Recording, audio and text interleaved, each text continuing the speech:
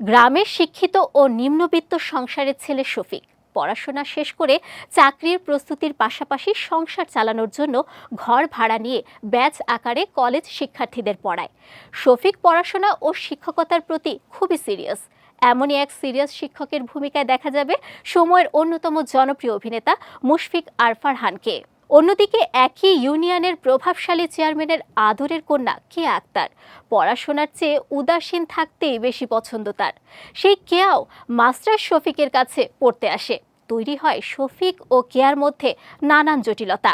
এমনই এক উদাসীন শিক্ষার্থীর চরিত্রে অভিনয় করেছেন তরুণ প্রজন্মের অন্যতম মুখ ফারিন খান।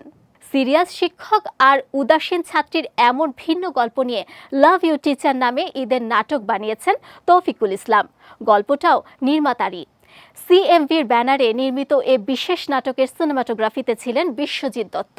লাভ ইউ টিচার প্রসঙ্গে নির্মাতার ভাষ্য, শিক্ষক ছাত্রীর মধ্যকার প্রেমের ঘটনা নতুন নয়, তবে আমাদের গল্পটি পুরনো গল্পের ইউনিক ভার্সন। প্রেম, বিরহ, ফান গল্পতে সবই থাকছে। শিক্ষকের ভূমিকায় দারুণ অভিনয় করেছেন অভিনেতা ফারহান।